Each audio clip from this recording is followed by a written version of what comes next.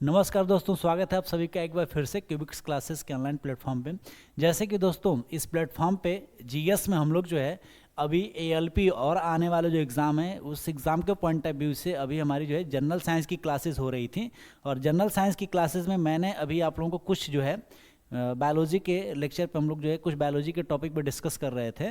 और धीरे धीरे जो है और भी जो सेक्शन है आपका जनरल साइंस का, जैसे कि फिजिक्स और केमिस्ट्री हुआ, तो इस पे भी अब आपको वीडियो जो है बारी बारी से मिलते रहेंगे। तो जैसे कि आप लोगों को डिस्प्ले से भी पता चल गया होगा कि आज की क्लास में जो है हम जनरल साइंस का एक बहुत ही मज़ेदार टॉपिक लेकर के आए हुए हैं। और ये एक ऐसा टॉपिक है जहाँ से आपके एग्जाम में हमेशा जो क्वेश्चन वगैरह बनते रहते हैं। ठीक है, तो जैसे कि आप लोगों को ये तो समझ आ गया होगा कि डिस्प्ले पे किडनी दिख रही है। क्या दिख रहा है? किडनी दिख रहा है। और ये जो किडनी जो है, यह किडनी किसका है? तो ये किडनी मानव का है। यानी आपके एग्जाम में या कह सकते हैं कि सिलेबस में एक टॉपिक है मानव उत्सर्जन तंत्र। क्या है? मानव उत्सर्जन तंत्र, या इसको हम क्या कहते हैं? Human excretory system. Human excretory system, उस उत्सर्जन तंत्र। क्या है? मानव उत्सर्जन तंत्र।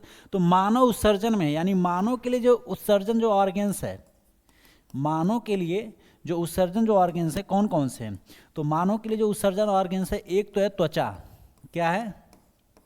त्वचा, या इसको हम क्या कहते हैं? स्किन। त्वचा या स्किन। दूसरा आपका क्या है? तो प्रमुख उत्सर्जी अंग किडनी को कहा जाता है।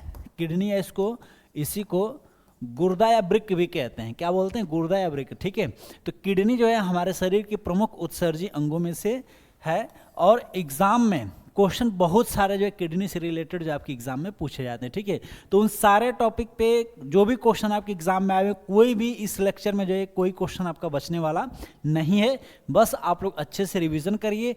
कोई भी प्रॉब्लम होती है तो आप हमारे कमेंट बॉक्स में जा करके बताइए, और भी जो डाउट जो होगा तो और उस पे जो है हम लोग क्लियर करते हुए चलेंगे। तो जैसे कि कभी आपसे सिंपल अगर जो क्वेश्चन पूछ ले कि मानव में प्रमुख उत्सर्जी अंग कौन सा है? मानव में, वैसे तो मैंने क्या बताया कि त्वचा भी क्या है? उत्सर्जी अंग है। लेकिन क्वेश्चन आपसे ये पूछ ले कि मानव में प्रमुख उत्सर्जी अंग क्या है, तो आपका आंसर क्या हो जाएगा? किडनी हो जाएगा, क्योंकि किडनी हमारे शरीर की प्रमुख उत्सर्जी अंग है। ठीक है, किडनी जो है हमारे शरीर की प्रमुख उत्सर्जी अंग है। और वहीं किडनी की बात करें तो किडनी की संख्या कितनी है भाई? 2 दिखाई दे रही है, यानी किडनी की संख्या मानव में 2 होते हैं। ठीक है, और एक किडनी दे देने के बाद भी आप आराम से रह सकते हैं। अगर जो कोई ज़रूरतमंद व्यक्ति हो, बहुत कोई अपना हो, तो आप उसको डोनेट भी कर सकते हैं। ठीक है, तो किडनी की संख्या मानव में कितनी होती है? 2 होती हैं। और इन दोनों किडनी पे जो है हम लोग जो है डिस्कस करेंगे, और ये भी समझेंगे कि एग्जाम में कौन कौन से क्वेश्चन आते हैं, क्या आपसे पूछे जा सकते हैं। ठीक है, तो वहीं अगर जो हम स्किन की बात करें तो स्किन जो उत्सर्जी अंग है, तो स्किन किसका उत्सर्जन करेगा? स्किन की अगर जो बात किया जाए, स्किन या इसको क्या कहते हैं? त्वचा। ठीक है, अब त्वचा उत्सर्जन किसका करेगा? त्वचा जो है उत्सर्जन किसका करेगा? त्वचा से उत्सर्जी पदार्थ कौन कौन से हैं? त्वचा से उत्सर्जी पदार्थ कौन कौन से हैं? त्वचा से उत्सर्जी पदार्थ कौन कौन से हैं? तो एक तो त्वचा से क्या निकलता है? पसीना निकलता है, स्वेट हो जाएगा। क्या? स्वेट हो जाएगा। और दूसरा उत्सर्जी पदार्थ क्या हो जाएगा? सीबम। क्या होगा? सीबम। ठीक है, सीबम जो होते हैं, जितने सारे त्वचा के ऊपर जो छोटे छोटे जो वाल जो होते हैं, जो रोब जो होते हैं, हेयर जो होते हैं, उन्हीं से कनेक्टेड होते हैं। और उन्हीं से आयली कंटेंट हमेशा क्या करते हैं? वेस्ट के रूप में स्किन जो है उसको रिलीज करती रहती है। ठीक है, तो मानव में जो उत्सर्जिंग त्वचा और किडनी जो मैंने बताया, त्वचा और जो किडनी जो बताया, तो इस किडनी में त्वचा और किडनी जो बताया, तो इस किडनी में मेन उत्सर्जन तो किडनी है, लेकिन त्वचा भी है। त्वचा से उत्सर्जन किसका होता है? पसीना का होता है और सीबम का होता है। इसको याद रखिएगा। इसके बाद जो हम डिस्कस करेंगे किस पे? किडनी पर डिस्कस करेंगे। वहीं अगर जो किडनी की संख्या की बात करें तो किडनी की संख्या कितनी होती है? 2 किडनियां दिखाई दे रही हैं। किडनी की संख्या कितनी होती है? 2 होते हैं। और अध्ययन की अगर जो हम बात करें तो स्टडी किडनी का अध्ययन किस में करते हैं? नेफ्रोलॉजी में। किडनी का अध्ययन किस में करते हैं? नेफ्रोलॉजी में। ठीक है। Which branch of science study of kidney, क्या हो जाएगा, नेफ्रोलॉजी, नेफ्रोलॉजी, ठीक है। वहीं अगर तुम वजन की बात करें, वजन की बात करें तो एक किडनी का वजन जो है 150 ग्राम होता है, ये मेल की किडनी का है। जबकि वहीं अगर तुम फीमेल की एक किडनी की वेट की बात करें, फीमेल की एक किडनी की अगर जो बात करें तो क्या हो जाएगा, 135 ग्राम हो जाएंगे, ठीक है। तो किडनी जो होते हैं, इसका अगर जो निर्माण की हम बात करें, किडनी के निर्माण की अगर जो हम बात करें तो 10 से 12 लाख, क्या है, 10 से 12 लाख किडनी का निर्माण जो है 10 से 12 लाख नेफ्रॉनों से होता है। किडनी का निर्माण जो 10 से 12 लाख नेफ्रॉनों से होता है, ठीक है। यानी ये जो किडनी है तो इसी में छोटे छोटे क्या होते हैं, नेफ्रॉन होते हैं। और एक किडनी में नेफ्रॉन की संख्या कितनी होती है, 10 से 12 लाख। तो आपसे एग्जाम में ऐसे क्वेश्चन पूछे जा सकते हैं कि किडनी का निर्माण किससे होता है, किडनी का निर्माण किससे होता है, तो आपका आंसर क्या हो जाएगा, नेफ्रॉनों से। किससे, नेफ्रॉनों से। और इन नेफ्रॉनों की संख्या एक किडनी में कितने होते हैं, तो एक किडनी में इन नेफ्रॉनों की संख्या जो है, एक किडनी में इन नेफ्रॉनों की संख्या जो है 10 से 12 लाख होते हैं। एक किडनी में इन नेफ्रॉनों की संख्या कितनी होती है, 10 से 12 लाख होते हैं। और मेन फिल्ट्रेशन का काम कौन करता है, मेल फंक्शन कौन करता है, नेफ्रॉन ही काम करते हैं। मेन फंक्शन कौन करता है, नेफ्रॉन ही करते हैं। इस वजह से आपके एग्जाम में भी क्वेश्चन पूछ सकता है कि किडनी की क्रियात्मक इकाई क्या होती है, किडनी की क्रियात्मक इकाई क्या होती है, तो आपका आंसर क्या हो जाएगा, नेफ्रॉन। किडनी की क्रियात्मक इकाई क्या होती है, नेफ्रॉन होती है, इसको याद रखिएगा। यानी अध्ययन किसमें करते हैं, नेफ्रोलॉजी में। निर्माण किससे होता है, तो 10 से 12 लाख नेफ्रॉनों से, 10 से 12 लाख नेफ्रॉनों से, ठीक है, 10 से 12 लाख नेफ्रॉनों से। और क्रियात्मक इकाई इसकी क्या होती है, नेफ्रॉन होते हैं। 3-4 पॉइंट याद रखिएगा, जो कि सारे पॉइंट का संबंध किससे, नेफ्रॉन से, ठीक है। इन सारे पॉइंट का रिलेशन किससे है, नेफ्रॉन से, इसको याद रखिएगा, ठीक है। चलो, वही वेट की अगर जो बात करें तो एक किडनी जो 150 ग्राम का होता है मेल का, जबकि फीमेल की किडनी का वेट जो होता है 135 ग्राम होता है। वहीं और भी अगर जो चीज़ें जाने किडनी के बारे में, तो जैसे कि जो किडनी की जो लंबाई जो होती है, किडनी की लंबाई जो होती है वह 10 से 12 सेंटीमीटर का होता है।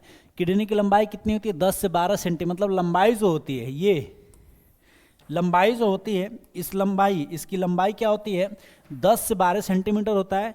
वहीं अगर जो हम चौड़ाई की बात करें तो 3 सेंटीमीटर का होता है। और मोटाई की अगर जो बात किया जाए तो किडनी जो है 5 सेंटीमीटर, क्या, 5 सेंटीमीटर मोटा होता है, 5 सेंटीमीटर मोटा होता है, ठीक है। तो ये एक एक चीज़ है, इसको आप समझ करके रखिएगा, जो कि किडनी से रिलेटेड आपके एग्जाम में क्वेश्चन पूछे जा सकते हैं, ठीक है। और नेफ्रॉन कहीं भी दिख जाए, नेफ्रॉन अगर जो किडनी से रिलेटेड क्वेश्चन हो और आपको ऑप्शन में नेफ्रॉन दिख जाए तो आपका आंसर क्या हो जाएगा, नेफ्रॉन ही होगा, ठीक है। आपका आंसर क्या हो जाएगा, नेफ्रॉन हो जाएगा। इसको समझ करके आप रखिएगा, ठीक है। चलिए अब आगे बढ़ते हैं किडनी से चीज़ें और जुड़ी हुई बातों की। तो अगर जो वर्किंग कैपेसिटी की हम बात करें, वर्किंग कैपेसिटी से पहले जो हम कार्य को समझ लेते हैं, तो किडनी का कार्य क्या होता है, इसको पहले समझ लें। किडनी का कार्य क्या होता है, वृक्क का कार्य, फंक्शन ऑफ किडनी। तो इसके जो है, इसके प्रमुख कार्य हैं। पहला तो ये है कि रक्त का शुद्धिकरण करना, रक्त का शुद्धिकरण यानी प्यूरिफिकेशन ऑफ ब्लड, रक्त का शुद्धिकरण करना, due to purification of blood in human body. रक्त का शुद्धिकरण कौन करता है, किडनी करता है। दूसरा क्या है, तो वृक्क शरीर में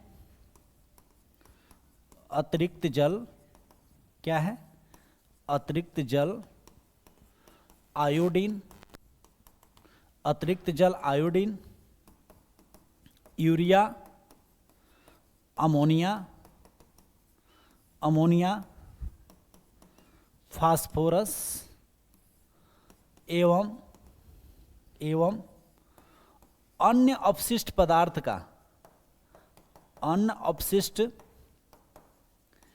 पदार्थ का उत्सर्जन करना, अन्य अपशिष्ट पदार्थ का उत्सर्जन करना, ठीक है, अन्य अपशिष्ट पदार्थों का ये उत्सर्जन करना इसका प्रमुख काम होता है, ठीक है।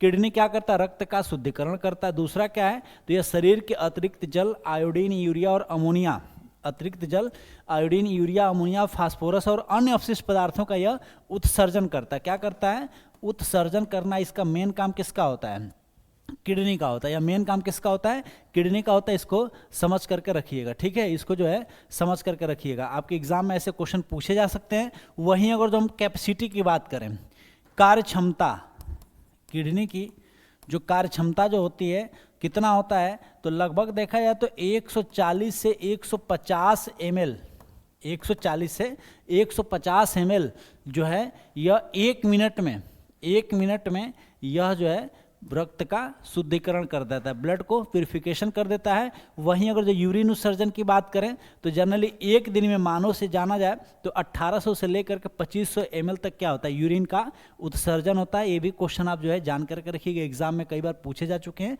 उस पर हम डिस्कस भी कर देंगे, ठीक है। चलो, तो ये उम्मीद करते हैं कि ये बातें जो आपको समझ आ गई होंगी। इसके बाद जो है और जो है हम किडनी से रिलेटेड चीज़ों को समझ लें, जैसे कि किडनी या जो ब्रिक है इसका शेप कैसा होता है, ब्रिक या किडनी का आकार कैसा होता है, ब्रिक या किडनी का आकार कैसा होता है। तो आकार की अगर जो बात करें तो मैंने पहले भी बताया था कि यह सेम के बीज के समान होता है। कैसा होता है, सेम के बीज के समान, सेम के बीज के समान होता है।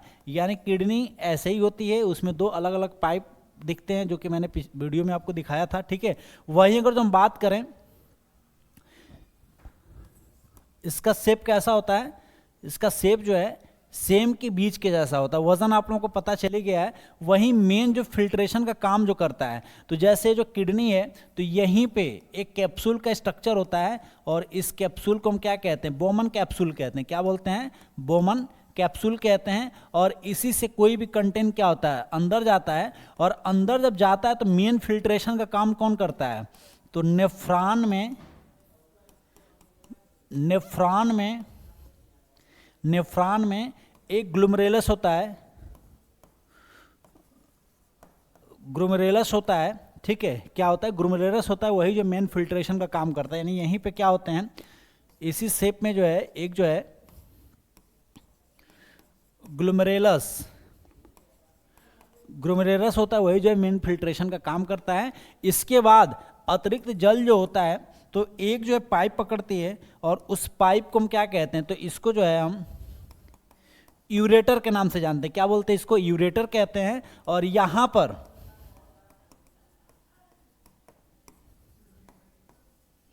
ये ब्लैडर है, क्या है, यूरिनरी ब्लैडर है। और इस ब्लैडर में जनरली एक बार में देखा जाए तो 150 ml जल जो है स्टोर हो जाते हैं। कितना, 150 ml जल इसमें जो है स्टोर हो जाते हैं। और फिर स्टोर होने के बाद यह जो है यूरेटर से कहाँ पहुँचता है, तो यूरेथ्रा में पहुँचता है। कहाँ पहुँचता है, यूरेथ्रा के द्वारा क्या होता है, इसका पास आउट हो जाता है।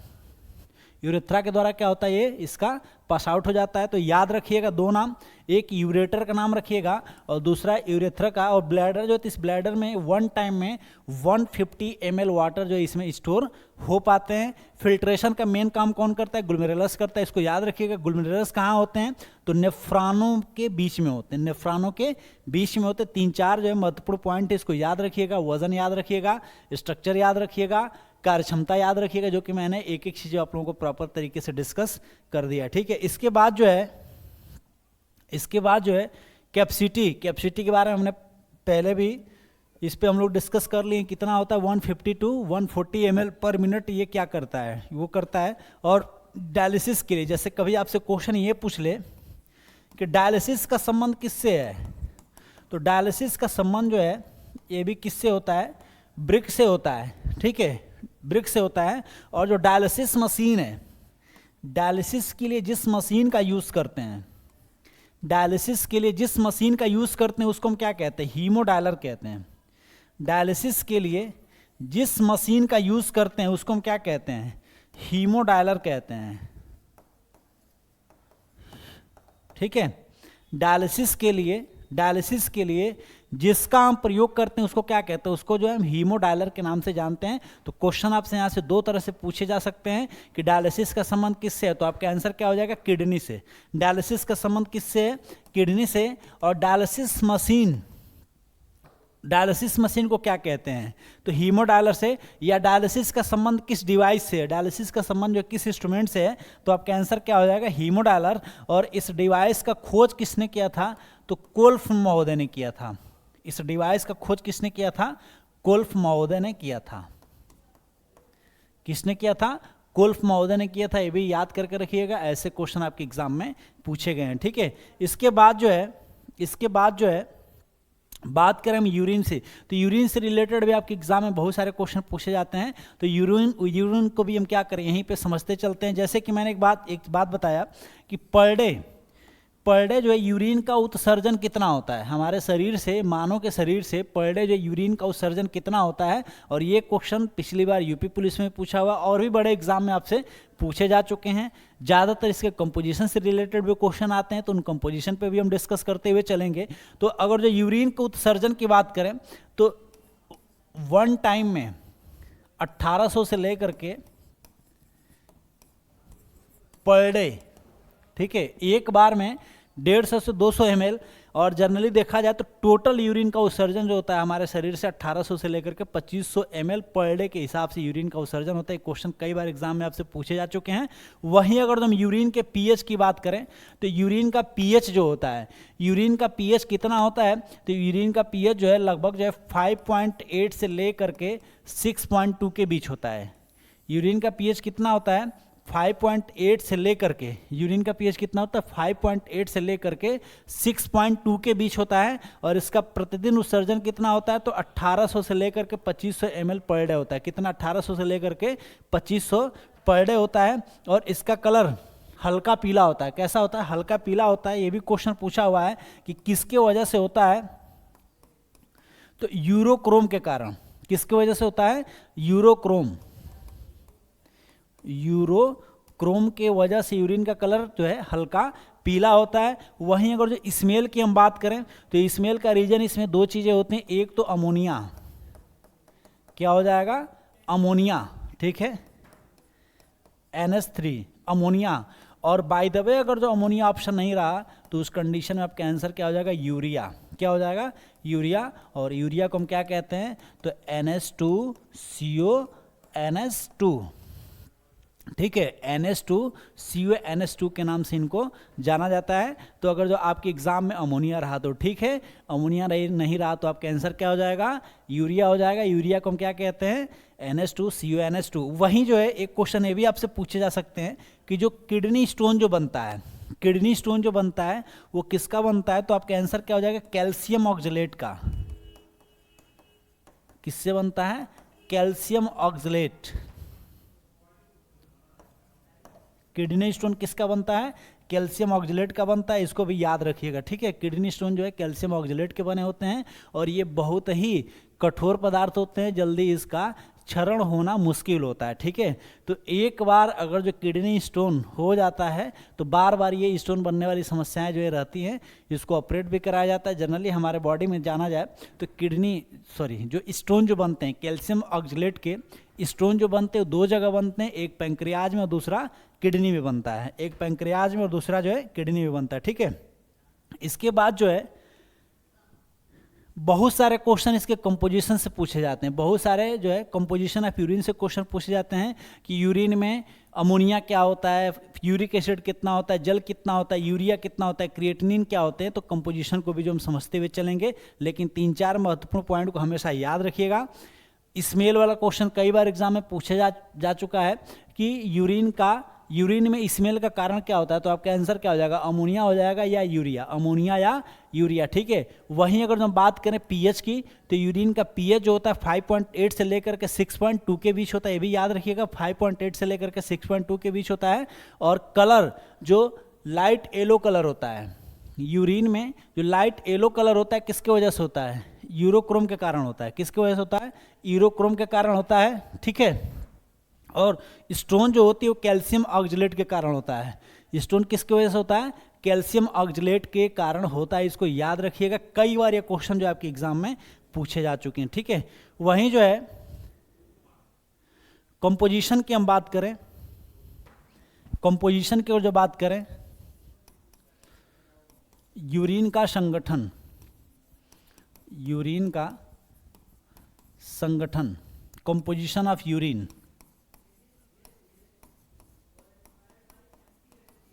Composition of urine. तो यूरिन में जल होता है, यूरिया होता है, क्रिएटिनिन होता है,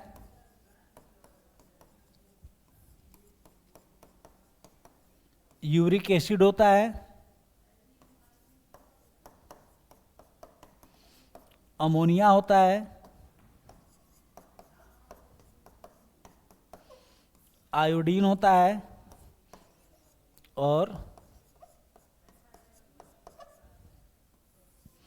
फास्फोरस होता है। क्या क्या होता है? अमोनिया होता है, आयोडीन होता है और फास्फोरस होता है। अमोनिया, आयोडीन और फास्फोरस होता है, यूरिया होता है, जल होता है, क्रिएटिनिन होता है और यूरिक एसिड होते हैं, ठीक है। अब इनकी अगर जो कंपोजिशन की हम बात करें तो जल, यूरिन में जल कितना होता है? 95%। यूरिया कितना होता है? 2%। क्रिएटिनिन की बात करें तो 1% होते हैं।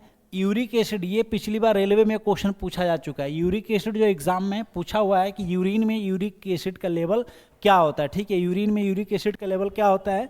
तो 0.8%, क्या 0.8%। और बाकी 1.2% में अमोनिया, आयोडीन और फास्फोरस, ये तीनों मिलाकर के होते हैं। तो कंपोजिशन को भी याद रखिएगा, ये कई बार क्वेश्चन जो कंपोजिशन वाला भी एग्जाम में पूछे जा चुके हैं। यूरिन का संगठन जल जो है 95%, urea 2% and creatinine 1%। And uric acid की बात करें तो 0.8% एंड अमोनिया, आयोडीन और फास्फोरस की अगर जो बात करें तो 1.2% ये होते हैं। इसको याद रखिएगा, ये क्वेश्चन कई बार आपके एग्जाम में पूछे जा चुके हैं, ठीक है। ये जो है क्वेश्चन कई बार आपके एग्जाम में पूछे गए हैं, इसी हिसाब से आप अपने प्रिपरेशन को कंटिन्यू करिए। और लगभग एएलपी के क्वेश्चन का लेवल जो होता है कुछ इसी तरह का होता है। रेलवे के एग्जाम में जो क्वेश्चन जो पूछे जाते हैं तो जिन चीज़ों पे ध्यान आप नहीं देते हैं वैसे ही क्वेश्चन पूछे जाते हैं। एक चीज़ और बता दें कि ये जो क्रिएटिन है, इसका अगर जो उत्सर्जन बढ़ जाता है, उत्सर्जन अगर जो बढ़ जाता है तो यही क्या होते हैं? यही जो है स्टोन बनने का कारण होता है, स्टोन बनने का कारण होता है। यानी उत्सर्जन बढ़ गया मतलब क्या है कि स्टोन किडनी में बन चुकी। और वो स्टोन किसकी बनी? तो याद रखिएगा कि जो किडनी स्टोन जो होता है, किडनी स्टोन जो होता है वो किसका होता है? कैल्शियम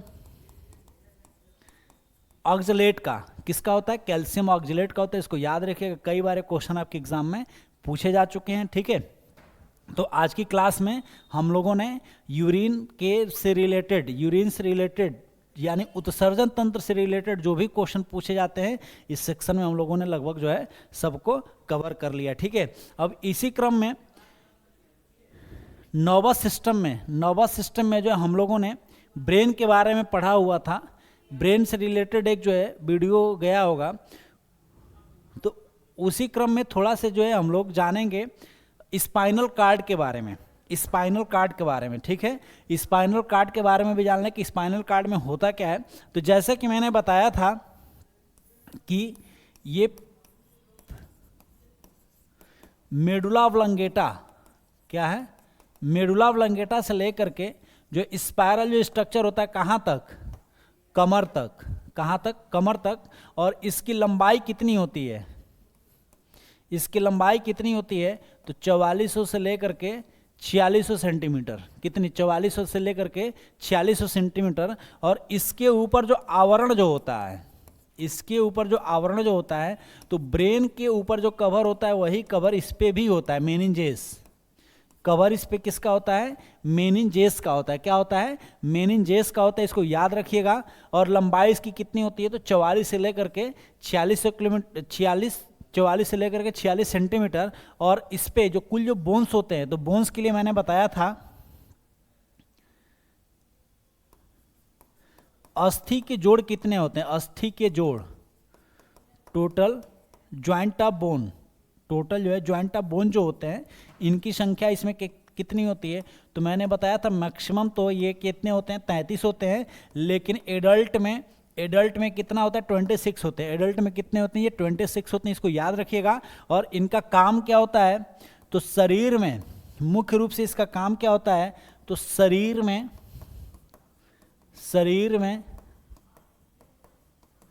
प्रतिवर्ती क्रियाओं का नियंत्रण करना होता है। शरीर में प्रतिवर्ती क्रियाओं का नियंत्रण करना होता है, इसको याद रखिएगा। एक क्वेश्चन कई बार आपके एग्जाम में पूछे जा चुके हैं, ठीक है। तो जान लीजिए स्पाइनल कार्ड के बारे में कि स्पाइनल कार्ड जो होता है वह जो है मेडुला से लेकर के कमर के बीच होता है। लंबाई इसकी कितनी होती है, 44 से लेकर के 46 सेंटीमीटर के बीच होते हैं। वहीं अगर जो आवरण की हम बात करें तो इस पे भी एक प्रोटीन का लेयर होता है, और इस प्रोटीन के लेयर को हम क्या कहते हैं, मेनिंजेस मेम्ब्रेन। क्या बोलते हैं, मेनिंजेस मेम्ब्रेन, ठीक है।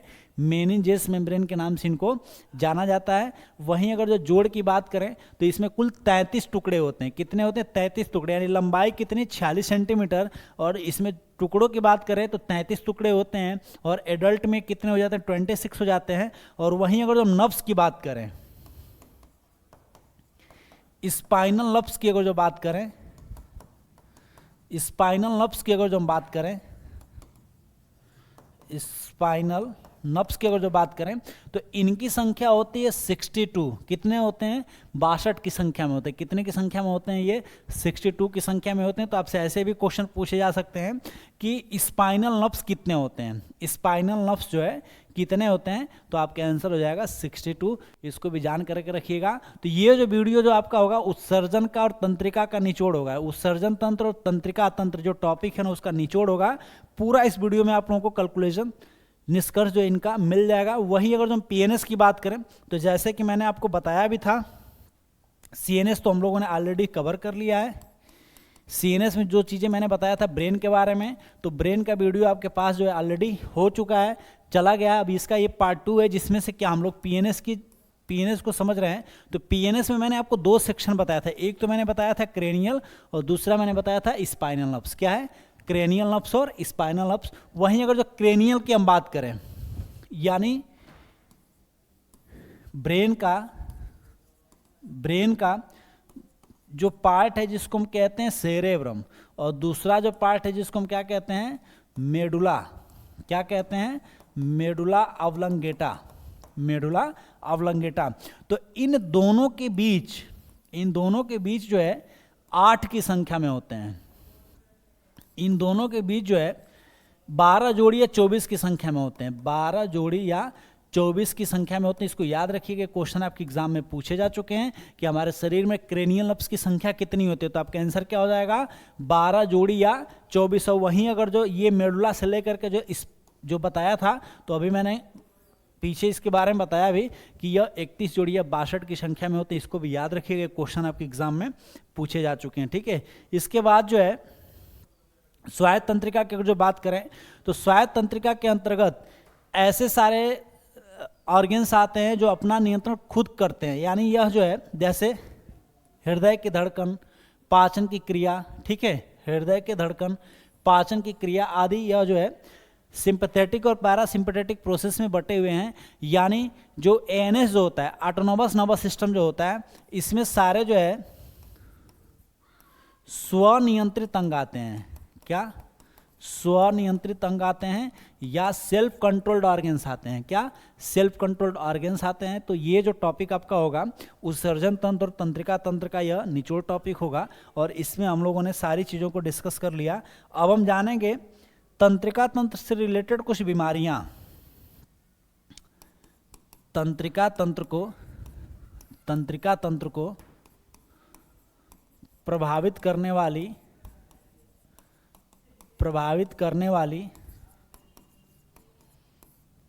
प्रमुख बीमारियां।